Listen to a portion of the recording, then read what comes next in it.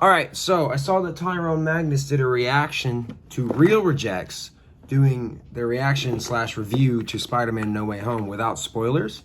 And shout out to you guys, by the way. You probably never see this. Real Rejects, Tyrone Magnus, you guys are the reason I do reactions. I love your videos. I watch them all the time. But I hadn't been on YouTube much today, and I didn't realize. I watched like a Vanos video that I missed yesterday or something like that. But, yeah. So I saw that they did a reaction to it. It's about 10.5 minute video. This is probably going to be my second, maybe longest reaction. I think I did like a 13-minute one like 3-4 years ago. But yeah, let's get into it. Let's see what they think of the movie. I know I'm going to go see the movie no matter what they say. I hope they like it. From the thumbnail, it looks like they did. So let's begin. I could not believe a movie this hyped could still surprise me, because I was just expecting to walk into something so exciting.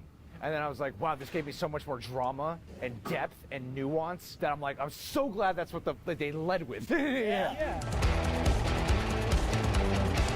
Okay.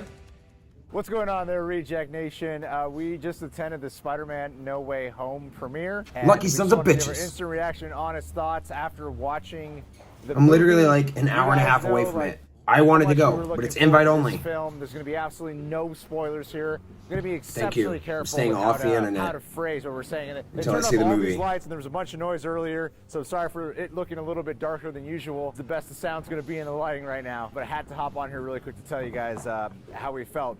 And I'm just going to start with how I felt when the movie was done, which was a unique feeling, something I don't really get to experience too often. When the credits started rolling and I was sitting in the crowd, I wasn't like filled with like all this heart pulsing excitement. I was sitting there in awe.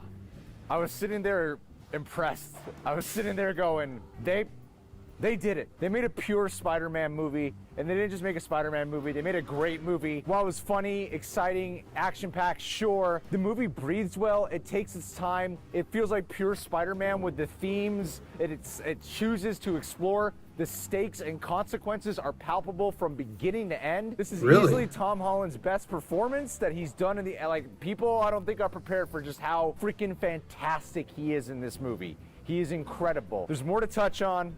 Before I get carried away, John, please. Yeah, exactly. I had a similar experience with this where, you know, we watched it with a crowd that was really into it, that was really responsive, that was cheering and hooping and hollering and crying and weeping. And I definitely had a lot of those reactions, but when the movie was ended, and even throughout, I was just sitting there going, wow, this feels like something special. This feels like a moment that I will remember. You know, because we see a lot of spectacular movies, but this really does have that kind of endgame quality where you're like, oh wow, they're taking a swing and they're doing something big. And what's awesome about that is it takes a lot of apprehensions that I know we've shared about the previous MCU Tom Holland Spider-Man movies. It rectifies a lot of that stuff with confidence and with hard decision making. I mean, this is a Spider-Man movie that will give you certain things that you want, but also will give you some things that are challenging and that hurt. Yes. And whether that be in the emotional stakes or the action, even the action. So somebody's gonna die. It felt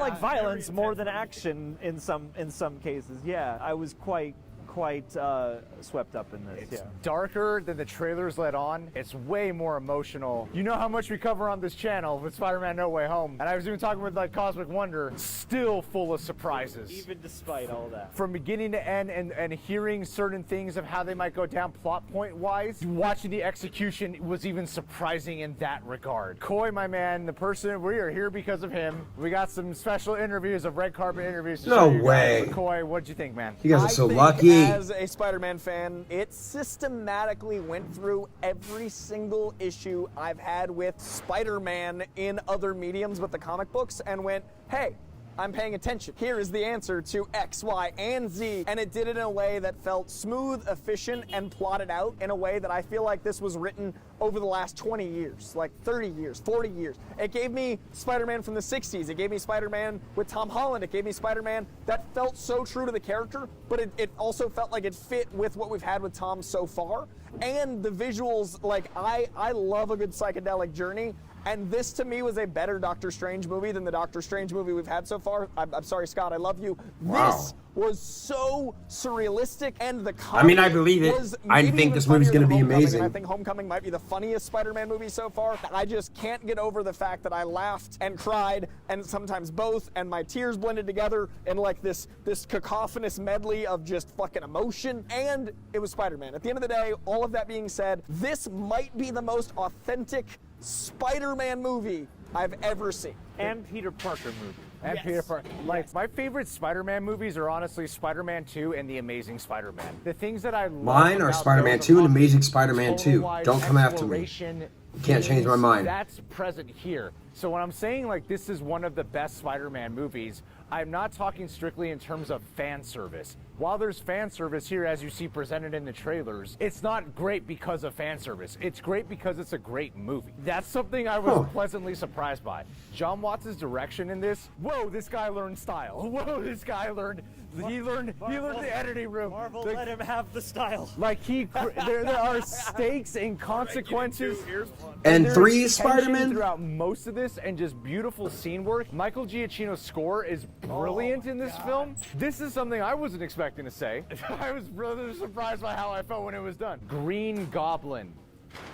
Holy crap! I was like, he's better in this movie than he is in the first movie. I was like, how'd they do that? How'd they pull? He's so menacing and insidious, and Willem Dafoe gives such a great performance. Oh, I'm It feels like a mix as a comic fan. I'm of so Ultimate excited! Spider-Man mixed with 616 Norman Osborn. There's so much going on, both in its action and its pathos with the Goblin. There's so much just happening at you, and it really establishes the character better, I think, than we've seen him in live action. It's a really astounding performance. Yeah, I mean, what I'll say is that I felt like with Lizard, it was two-dimensional. Sandman, they lost some of the three-dimensional stuff that you would sort of hope for at least. They still kept the three-dimensional layers of Doc Ock and Electro. The one that just stood out the most was definitely Green Goblin. Like, don't get me wrong, they're all good in the movie. Yeah. They're all enjoyable. There are certain choices they make with particularly Sandman and Lizard that I wasn't too fond of. I can't go into specifics as to why. Can you kind of guess what I'm getting at? I can. I'm very excited for a spoiler review. Yeah, there's a couple of choices. I feel myself overthinking. There was a couple of parts that I was like, I don't know why they chose to do it that way, but okay. But they're all great. Aunt May's wonderful in this film. Everyone in Peter's life. That's the thing Ed, is, MJ. The FOSs, man. The Friends of Spider-Man. when I watched Far From Home recently, and to give you guys an idea, Homecoming and Far From Home are closer to the bottom of my ranking when it comes to the Spider-Man films. When Far Same. From Home started, I was like, why is Peter in love with MJ? Where'd this come from? And then it's like, they're cute, sure. I really cared about them a lot in this movie.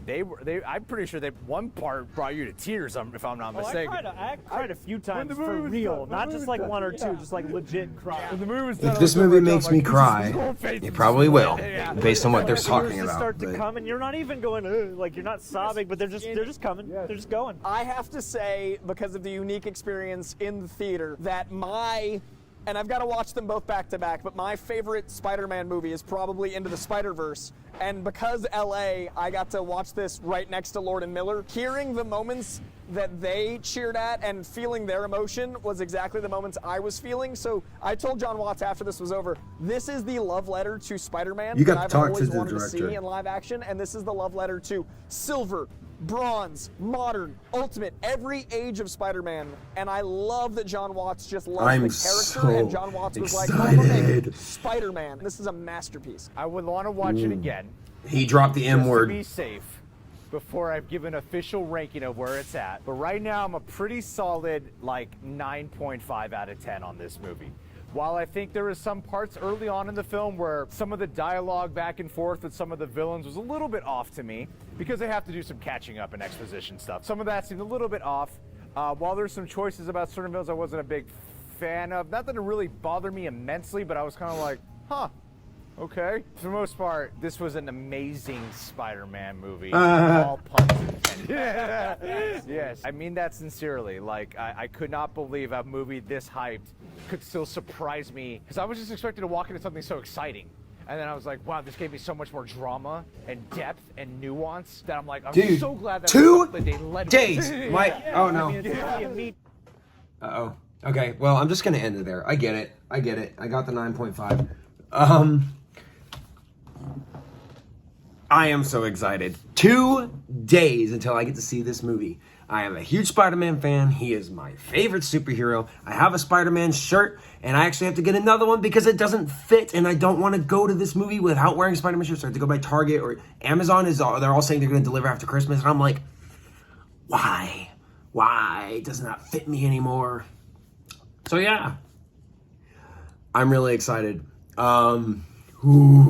It's gonna be so good. I'm excited to see Electro. I'm excited to see Doc Ock. I'm excited to see everybody. They said Green Goblin was menacing and stuff.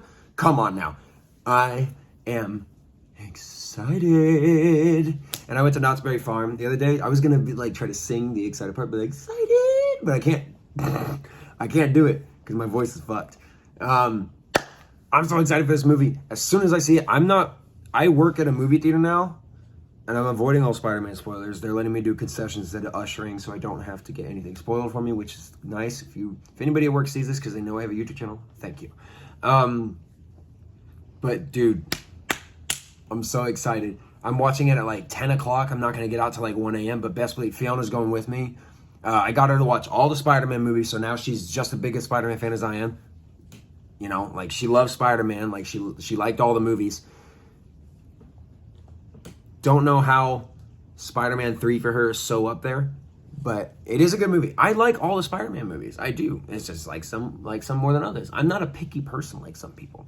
You know, I can enjoy everything for what it is. My personal favorite is Amazing Spider-Man 2, but I think the best one is Spider-Man 2. And Into the Spider-Verse, that movie's also good. But if you guys enjoyed my reaction, drop a like, subscribe, and share. If you did not, drop a like, subscribe, and share because the dislike button doesn't work anymore. And be on the lookout for my immediate reaction, Fiona and I's immediate reaction to after we see the movie. It's gonna be like 1 a.m., but I'm still gonna upload it. I don't care. I might, based on like how excited I am after this, like how happy I am after this movie. I know I'm gonna like the movie. I know I am. If I don't, wow. But I think I'm going to, and I know I'm going to. So I might have like the second half of my mini reaction with like some spoilerish stuff. But if I say anything spoilerish, I'm gonna be like, "Hey, spoilers!" So nobody gets it spoiled for them. So yeah, stay classy, everybody. Peace out.